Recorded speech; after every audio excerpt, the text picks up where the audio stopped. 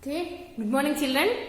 So, in the previous class, I have explained exercise 3.1 up to 6th bit we have completed. Now let me explain 7th problem. Write the smallest digit and the greatest possible digit in the blank space of each of the following numbers so that the number found is divisible by 3. So here they have given one blank and then remaining digits they have given C dash 6, 7, 2, 4. Here we will get one digit. Any one digit so that the number must be divisible by 3. So, by writing a number, smallest as well as greatest dash. Smallest as well as greatest. So, to know whether a number is divisible by 3, what you have to do? First, you should find sum of digits. Whenever they have given whether a number is divisible by 3, what you have to do is you should go for sum of digits. So find sum of digits here. Sum of digits is equal to, see this dash we don't know, so let it be like that only. Plus 6 plus 7 plus 2 plus 4. Okay, so here dash. Thus we don't know, so let it be like that only. Now add these digits. 6 plus 7, 13. 13 plus 2, 15. 15 plus 4, 19. So in this blank, we have to consider any one digit so that if you add that to 19, you should get a multiple of 3. If you got the sum must be a multiple of 3, then only we can say that the number is divisible by 3. So here, for the smallest digit, they asked smallest and largest. So for the smallest digit, we will start with 0. But here, can you consider 0? See? Does any number start with 0? No. So you should not consider 0 here. In between the digits means you can consider 0. But here it is starting. Starting digit no. So you should not consider 0. So start with the 1. Okay. Let us consider 1 first. Let us consider 1. First consider 1. So in the blank I will take 1. 1 plus 19. How much it is? 20. But 20, is it a multiple of 3? It's not a multiple of 3. So, this is not correct. Then go for next smallest. After 1, what will you get? 2. 2 plus 19. 21. Yes, 21 is a multiple of 3. It is a multiple of 3. Therefore, required smallest digit is equal to 2.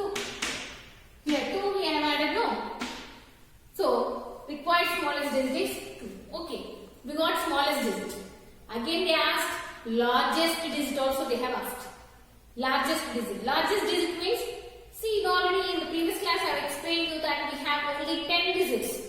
From 0 to 9 we have 10 digits. So you should start. Smallest means you should start from 0. Largest means you should start from 9 and in the descending order you should go 9, 8, 7 like that. For the smallest 0, 1 in the ascending order you should consider. Okay, so for the largest digit, now let us consider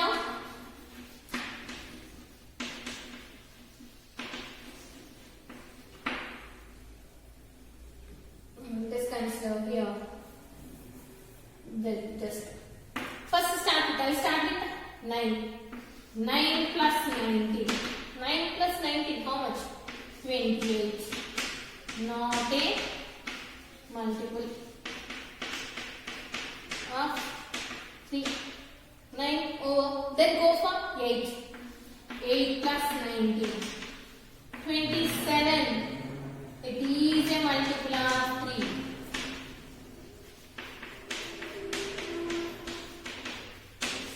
Therefore, required largest digit is 8. Required largest digit is 8. For 8 we got multiple. So the required largest digit is 8. So we got smallest digit and we got largest digit. So here either we can consider 2 or we can consider 8. With that the number is divisible by 3. Okay. The remaining 2 are homework for you. See, for the remaining 2 they have given in the middle now. Second one is given as 4, 7, 6, 5 and 2. First find sum of digits and then start with smallest digit, start with the 0. Here start with 0, not 1. But because this is starting digits, that's why I have not considered 0 here. But here it is in the middle of the digits, no. So you can consider, should start from 0. We should start from 0. For the smallest digit, we should start from 0. Okay. So these 2 are homework for you. Now, see 8th problem. Find the smallest number that must be added to 123 so that it becomes exactly divisible by 5. So it becomes exactly divisible by 5. Smallest number. First, what is given one? Given number.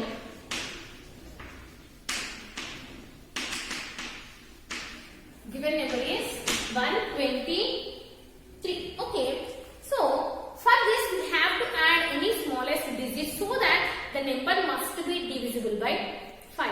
See, what is the divisibility rule for 5? The previous class I have explained you. What is the divisibility by 5? When a number can be divisible by 5? When the ones digit is either 0 or 5. When the ones digit is either 0 or 5, then we can say the number is divisible by 5. But see here, what is ones digit? Here, ones digit is equal to 3. What must be the ones digit? If it is 5, we can say that it is divisible by 5. If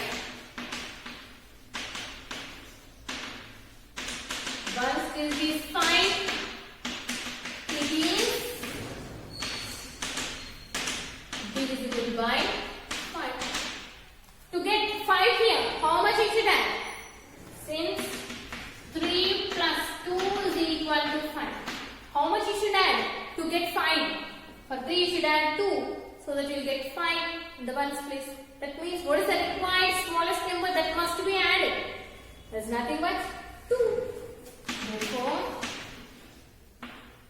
the required smallest digit that must be added is. Now coming to 9th problem. Find the smallest number that has to be subtracted from 256 so that it becomes exactly divisible by 10. To be divisible by 10, one's digit must be 0. So what is given here? Given number is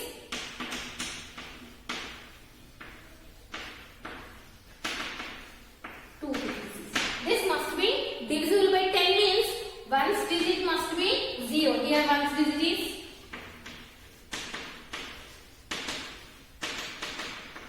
but in place of 6 should get 0.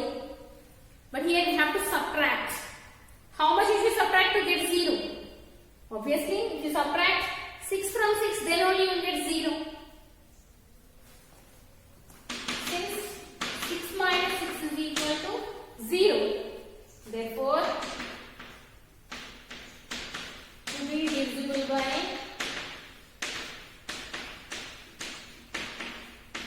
10, the required number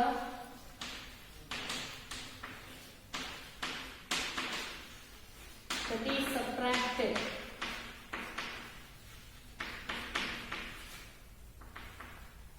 is 6. So this is, with this we have completed exercise 3.1 and the next topic is factors. Let me explain about factors. Okay, note down these problems ma and do the homework. Okay, next topic is fractals. So, what is meant by fractals? I think most of you have learned about fractals in 5th class itself. Fractals means when you consider a number and if that number is divisible by exactly divisible means the remainder is 0 by other number, then that number is called as factor of first number. See, if I consider 12, so if you divide 12 by 1, can you divide? Yes, 1 12s are 12. So 1 is a factor of 12. So for example, see, if I consider 12, 12 is divided by 1 and 12 is also divided by 12 itself. Why? Because 1 is 12 is 12. Next, if you divide 12 by 6, sorry 2, 12 divided by 2, 2 6 are 12 and 12 divided by 6, 12 divided by 2. What is the answer? 6. And 12 divided by 6, 2. Exactly divisible. Why? 2 6 are 12. Exactly divisible. When you divide 12 by 2, the answer is 6 and the remainder is 0. Quotient is 6, remainder is 0. And when you divide 12 by 6, 6 2s are 12. Quotient is 2 and the remainder is 0. So here exactly divisible by 6 and 2. 12 is exactly divisible by 6 as well as 2. Okay, like these numbers, when you divide a number by other number, if you got the remainder as 0, that means it is exactly divisible. Then this number is called as factor. This 2 is called as factor of 12 and 6 is also called as factor of 12. When you divide a number by other numbers, the remainder must be 0 or exactly, that is only called as exactly divisible. If a number is exactly divisible, see, a number which divides the other number exactly is called a factor of that number. So here 12 divided by 2 is 6. It is dividing exactly. So 2 is a factor of 12. 2 is a factor of 12. How to find these factors? See, in other words also they said that every number is completely divisible by its factors. It's all the factors will divide the given number. Exactly. Always. Okay. So how to find those factors? How to find those factors? We'll see. Simply you should write. See, consider 12. If you consider 12, 1 12s are 12. 2 6 are 12. That means 2 is a factor. 6 is also a factor. 1 is a factor. 12 is also a factor. Next. 3 4s are 12. See, here only you can stop. Why? Because after 3 we are going to consider 4. But 4 is already here. So no need to write again. 2 times no need to write. Now see, you can write directly factors. Factors are 12. 1, 2, 3, 4, 6 and 12. 1, 2, 3, 4, 6 and 12. You can start here. See, first factor, smallest factor is always 1. Smallest factor is always 1. 1 is a factor for every number. If you want that, I will do one more example, then we can consider this note from this. Okay, let me consider one more number. Which one do you want? 80. I will take 80. 80. 1 80s are 80, obviously, always. Then 2 40s are 80. If you don't know, just divide it. 80 divided by 2. It's nothing but 40. So 2 40s are 80. Then 3 table. Is it divisible by 3?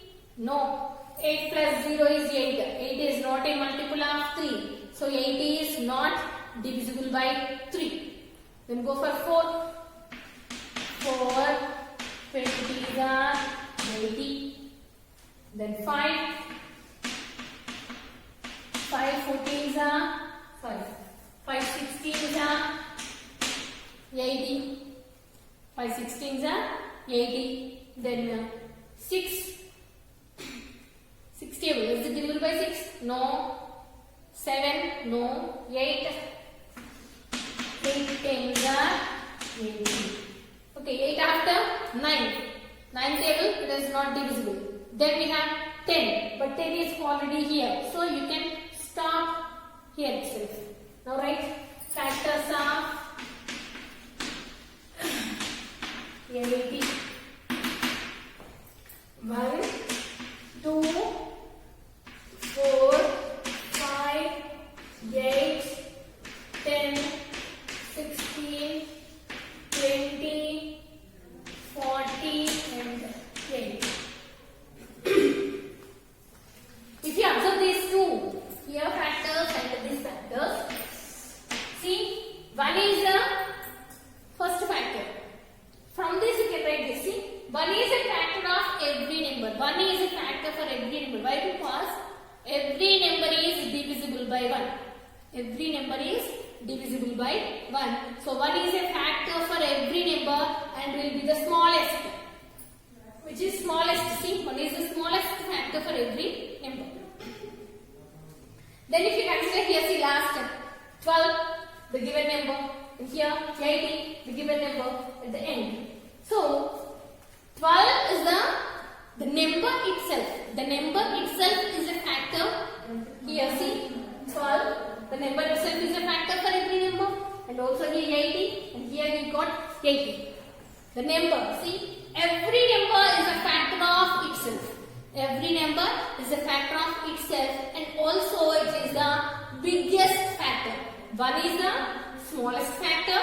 And the number itself is the biggest factor for every number. 1 is a factor and the number itself are the factors. For every number, 1 and the number itself are the factors.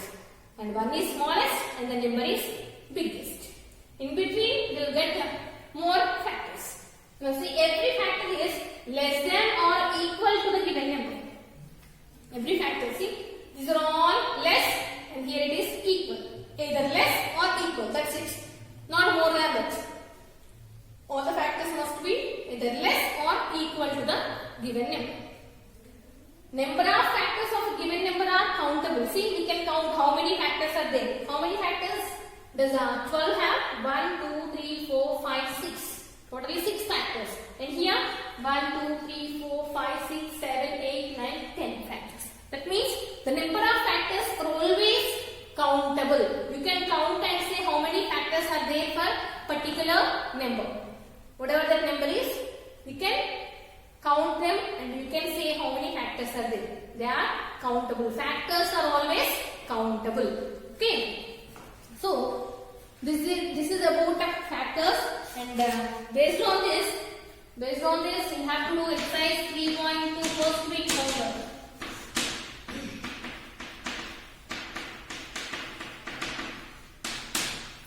Exercise 3.2 first week homework for you. Write all the factors of the following numbers.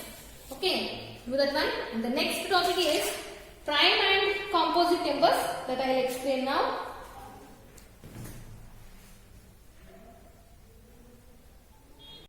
Okay, next prime numbers and composite numbers. So what are prime numbers? See, previously we have considered finding factors. So when you consider some numbers, they don't have more factors. They'll have only one and the number itself. That means they are not divisible by any other number. The numbers are not divisible by any other number. They are divisible only by either 1 or the number itself. That's it, only 2. So those numbers are called as prime numbers. We call them as prime numbers. If a number have, see I have said, the numbers whose only factors are 1 and itself. Either the number or 1. 1 is a factor of every number, we know that. And the number itself. Only 2 factors are there. Only 2 factors are there means, then that numbers are called prime numbers. Say for example, I have written less than 100 prime numbers. The least prime number is 2. The least prime number is 2. Okay. And it is only the even number, even prime number. In all the numbers, only one even prime number we have, and that is 2. Only smallest and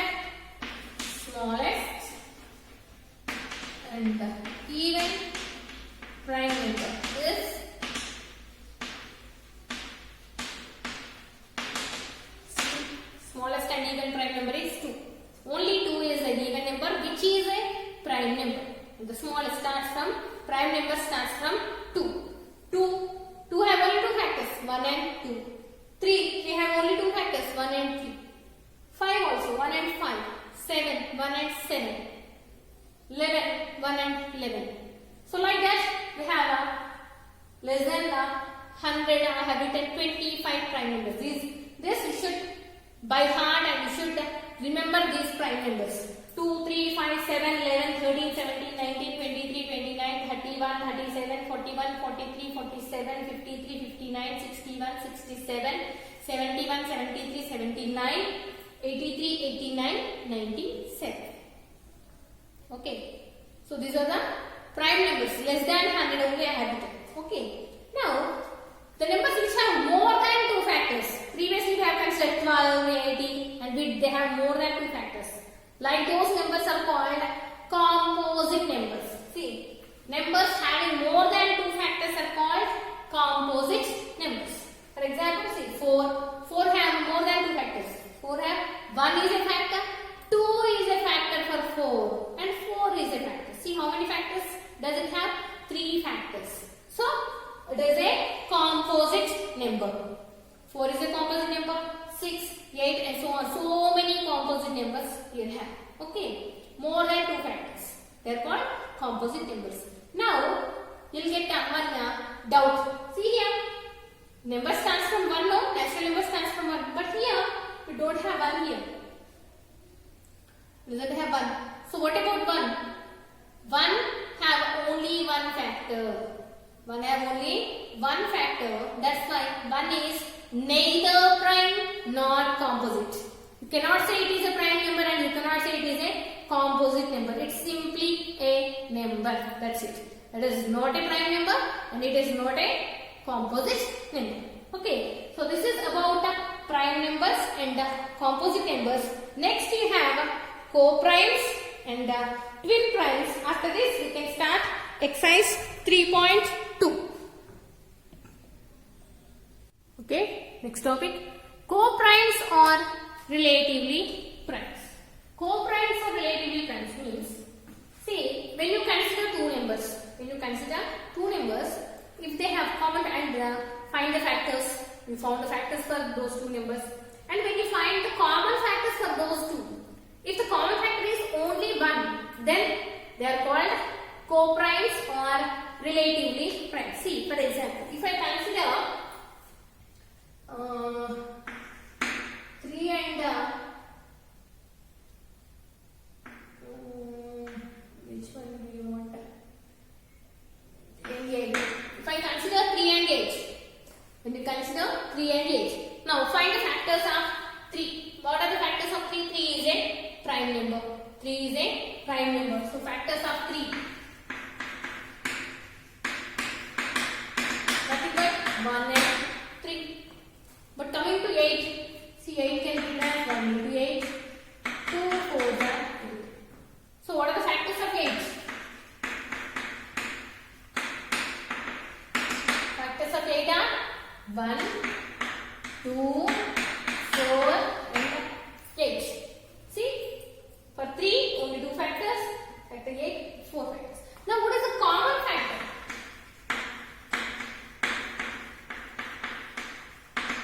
See in these two, what are the common factors? See, here it is 1 and here also it is 1. Any other common factors? Here it is 3. Do we have any 3 here? No. Only 1 is common in both. Only 1 is common in both. See, if common factor is only 1, not any other number, then these two numbers are called as co-primes or relatively prime numbers. Therefore, 3, 8 are co-primes or relatively prime numbers. Okay, so that is co-primes. Means what are the numbers you take? See, if you consider 5 and 6. 5 and 6. Same. The common factors are only 1. Both will have only 1 as common factor. So they are not, they are co-primes. So to know the co-primes, what you have factors of both the numbers and then write common factors. See, if for example, if I take the 4 and 8, what are the factors of 4? 1, 2 and 4. What are the factors of 8? 1, 2, 4 and 8. Now what are the common factors here? Both have 1, both have 2, both have 4. Common factors are 1, 2 and 4. Now, are they co-primes? No, they have not only 1, they have 2 and 4 as common factors. So, they are not co-primes.